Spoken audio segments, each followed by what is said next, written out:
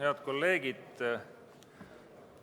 Meie eelnõu, mida ehk mõni on lugenud, lähtub kahest eeldusest. Esiteks sellest, et selleks, et tänapäeva Eesti ühiskonnas seadus kuulekalt ja seaduspäraselt toimida, isikul, nii füüsilisel kui juriidilisel isikul, peab olema arvelduskonto või pangaarve eesti keeles öeldes. Kehtivad mitmed seadused, mis teevad kohustuslikuks sularahata arveldamise. Ettevõtlusega ilmselgelt ei ole võimalik tegeleda, kui pangaarvet ei ole ettevõttel Eestis. Ja selle tõttu on ka Riigikohus korduvalt jõudnud lahenditele, kus pangateenust Eestis käsitletakse elutähtsa teenusena. Kui me vaatame pangateenust kui elutähtsat teenust, mis on sarnane internetiteenusele või elektri või vee pakkumisele inimestele, siis see tähendab seda, et krediidiasutused ei tohi käsitleda lepinguvabaduse printsiipi, mida nad praegu teevad oma võimalike klientide suhtes täiesti vabalt.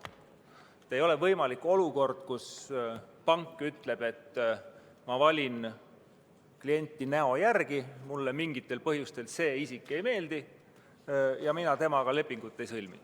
Samamoodi ei saa sellist käitumist lubada endale Eesti Energia või mõni teine elektripakkuja ega mõni mobiilteenuse pakkuja.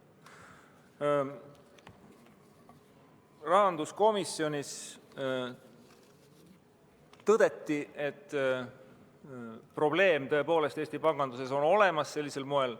Pangad seoses rahapesu uurimiste ja regulatsioonide karmistamisega, seoses sellega, et Finantsinspektsioon on, nagu nad ütlevad, sõela väga tihedaks ajanud pankade suhtes, on hakanud ka last pesuveega välja viskama. Pankadel on lihtsalt odavam ja lihtsam loobuda klientidest, kui uurida nende tausta. Aga see seab kahjuks isikud ja ettevõtted olukorda, kus nad ei saa enam toimida Eesti ühiskonnas. Nii et me selle eelnõuga pakume välja võimaluse viia panganduspraktika Eestis kehtivate seadustega kooskõlla, Riigikohtu lahenditega kooskõlla ja tagada isikutele elutähtis teenus ka panganduses. Siin tekkis küsimusi, et mis see tähendab, et tuleb tagada teenindamine isikutele.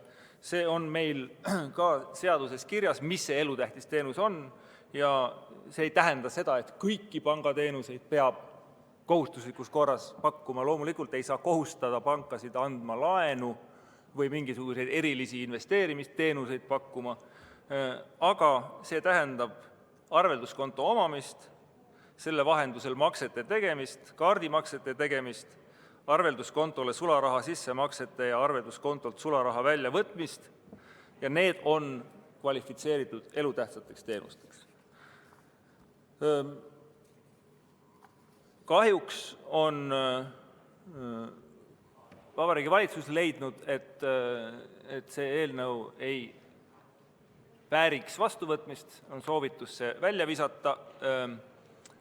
Ma soovitaksin kõigil mõelda selle peale, et kui me probleemi olemasolu tõdeme, siis menetluse käigus on alati võimalik teha muudatusettepanekuid.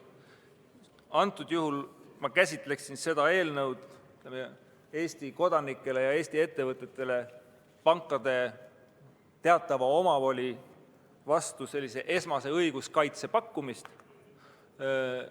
Me oleme avatud läbirääkimisteks, võib-olla on kellelgi paremaid ideid, kuidas olukorda lahendada, aga ma ei ole kohanud kedagi, kes vähemasti siin majas kolleegide hulgas, kes leiaks, et pangaarvete sulgemisega ei ole liiale mindud Eestis, et probleem on olemas, nii et leiame siis ühiselt lahenduse sellele.